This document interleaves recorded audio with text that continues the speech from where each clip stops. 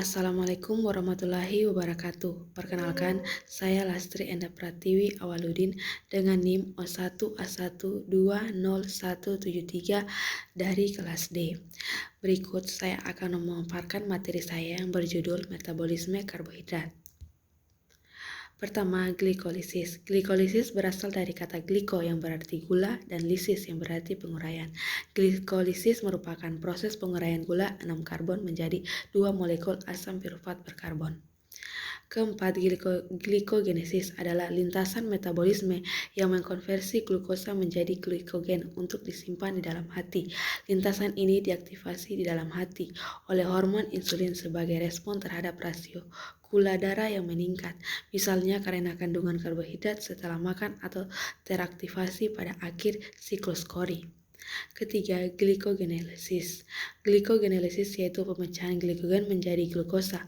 Glikogen yang ada di dalam sel dapat diubah menjadi glukosa.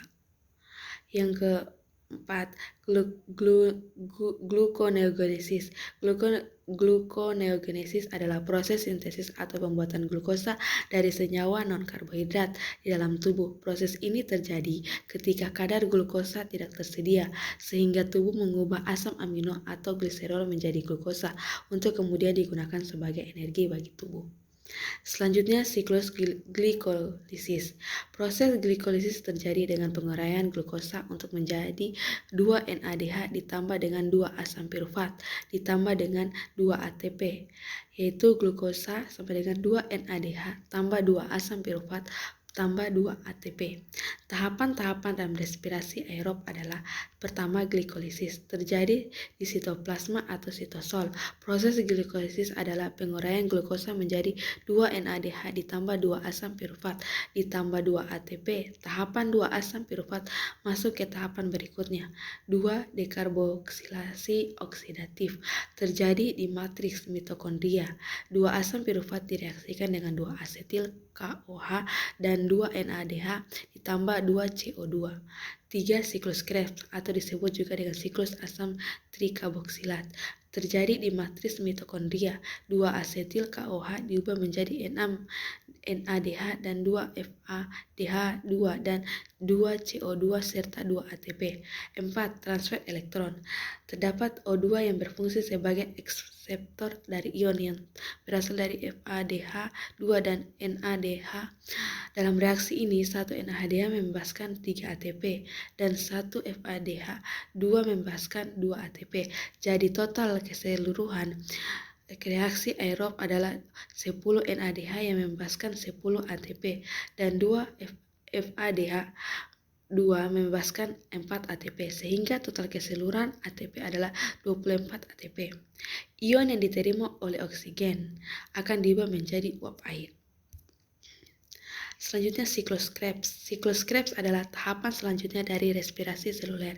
Siklus Krebs adalah reaksi antara asetil KOH dengan asam oksaloasetat yang kemudian membentuk asam sitrat. Siklus Krebs disebut juga dengan siklus asam sitrat karena menggambarkan langkah pertama dari siklus tersebut, yaitu penyatuan asetil KOH dengan asam oksaloasetat untuk membentuk asam sitrat. Siklus Krebs terjadi pada mitokondria, sel organel yang berbentuk sosis ini memiliki membran dalam dan luar, dan karenanya sebuah kompartemen dalam dan luar membran dalam dilipat terhadap dirinya tersendiri berkali-kali lipatan disebut krista.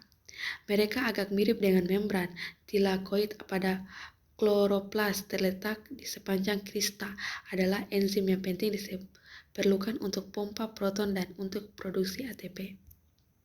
Selanjutnya, rantai respirasi atau transfer elektron. Transfer elektron atau transfer elektron merupakan proses produksi ATP atau energi dari NADH dan FADH yang dihasilkan dalam glikolisis, dekarboksilasi oksidatif, dan siklus Krebs. Transfer elektron terjadi di membran dalam mitokondria yang dibantu oleh kelompok-kelompok protein yang terdapat pada membran tersebut. Proses ini disebut juga dengan fosforilasi oksidatif dan ditemukan pada tahun 1949 oleh Eugene Kennedy dan Albert Lechiner. Energi yang diperlukan untuk aktivasi Setiap sel tubuh tersimpan dalam bentuk ATP yang dihasilkan melalui respirasi aerob maupun respirasi anaerob. Respirasi aerob merupakan proses pemecahan glukosa menghasilkan energi dengan adanya oksigen yang akan menghasilkan sisa air dan karbon dioksida. Sedangkan respirasi anaerob merupakan pemecahan glukosa menghasilkan energi tanpa adanya oksidasi dengan hasil akhir berupa asam laknat pada hewan dan tumbuhan mikroorganisme dan alkohol pada jamur bersel 1 dan yes. Energi yang dihasilkan dari respirasi aerob lebih banyak 36/38 ATP dibandingkan energi yang dihasilkan melalui respirasi anaerob atau 2 ATP. Oleh karena itu, tubuh selalu mengutamakan terjadinya respirasi aerob dibandingkan anaerob. Respirasi aerob terjadi melalui 4 tahapan yaitu glikolisis, dekarboksilasi, oksidatif, siklus Krebs, dan transfer elektron. Tahapan transfer elektron adalah 1. NADH melepaskan elektronnya E, sedangkan kelompok protein peristiwa ini membebaskan energi picu dipompanya H+ dari matriks mitokondria menuju ruang antarmembran. NADH telah kehilangan elektron akan berubah menjadi NADH. 2. Elektron yang diteruskan kepada ubiquinon, kemudian elektron teruskan kepada kompleks protein. Hal ini akan memicu dipompanya H+ keluar menuju ruang antarmembran. 4. Elektron akan diteruskan ke sitrom C. 5. Elektron akan diteruskan kepada kompleks protein. Hal ini akan memicu dipompanya H+ keluar menuju ruang antarmembran. Ke-6. Elektron kemudian akan diterima oleh molekul oksigen yang kemudian berikatan dengan 2 ion H+ membentuk H2O. 7. Bila dihitung transfer elektron dari bermacam-macam protein tadi memicu dipompanya 3H+, keluar menuju ruang antarmembran. H+ atau proton tersebut akan kembali menuju matris mitokondria melalui enzim yang disebut ATP sintase. 8. Lewatnya H+ kepada ATP sintase akan memicu enzim tersebut membentuk ATP secara bersamaan. Karena terdapat 3H+ yang masuk kembali ke dalam matris, maka terbentuklah 3 molekul ATP. 9. Proses pembentukan ATP oleh enzim ATP sintase disebut dinamakan dengan kemiosmosis. Hubungan metabolisme karbohidrat, lipid, asam amino, lemak atau asam heksanoat lebih banyak mengandung hidrogen terikat dengan merupakan senyawa karbon yang paling banyak terreduksi, sedangkan karbohidrat, glukosa, dan protein asam glutamat banyak mengandung oksigen lebih sedikit hidrogen terikat dalam senyawa yang lebih teroksidasi. Senyawa karbon yang terreduksi lebih banyak menyimpan energi, dan apabila ada pembakaran sempurna akan membebaskan energi lebih banyak karena adanya pembebasan elektron yang lebih banyak. Jumlah elektron yang dibebaskan menunjukkan jumlah energi yang dihasilkan. Proses glikolisis aerob dan energi ATP yang dihasilkan 1. Glukosa. Glikolisis merupakan tahapan pertama respirasi aerob yang terjadi dalam sitoplasma atau sitosil. Pada tahapan ini molekul glukosa akan diuraikan menjadi senyawa yang lebih sederhana.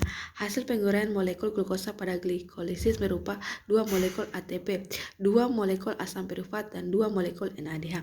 2. Dekarboksilasi oksidasi. Tahapan kedua setelah glikolisis adalah dekarboksilasi oksidasi. Tahapan ini berlangsung di dalam mitokondria. Reaksi pertama diawali dengan perubahan asam pirufat menjadi asetil koenzim A asetil CoAH. Perubahan tersebut menghasilkan molekul CO2 dan NADH. Artinya 1 molekul asam pirufat akan menghasilkan 2 molekul asetil CoH, CO2 dan NADH. Oleh karena pada tahap glikolisis dihasilkan 2 asam pirufat, maka dekarboksilasi oksidasi menghasilkan 2 molekul asetil CoH dan 2 molekul CO2 dan 2 molekul NADH. 3. Siklus Krebs adalah tahapan ketiga dari serangkaian proses respirasi aerob. Pada tahapan ini akan dihasilkan 2 molekul ATP, 6 molekul NADH, 2 molekul FADH2, dan 4 molekul CO2. 4. Transport elektron. Tahapan ini merupakan tahapan akhir pada respirasi aerob yang disertai pembentukan ATP. Paling banyak transfer elektron berlangsung di dalam kista, yaitu membran dalam mitokondria. Reaksi yang berlangsung di dalam transport elektron adalah reaksi reduksi dan oksidasi antara senyawa NADH dan FADH2. Kedua senyawa tersebut dihasilkan dari tahapan sebelumnya. Senyawa yang terlibat dalam transport elektron adalah koenzim Q, sitokrom B, sitokrom C, sitokrom A, sitokrom A3, dan oksigen. Proses glikolisis anaerob dan energi atau ATP dihasilkan satu glukosa. Satu glikolisis terjadi pada sitosol, merupakan molekul glukosa menjadi dua molekul pirufat. Dua siklus Krebs terjadi pada matriks mitokondria, merupakan derivat pirufat atau asetil CoA menjadi CO2. Pada beberapa tahapan glikolisis dan siklus Krebs terjadi transfer elektron ke NADH plus dengan mereduksi menjadi NAD, dan ada juga dari FAD menjadi FADH2. Tiga transport elektron dan oksidasi fosforilasi terjadi pada membran dalam mitokondria.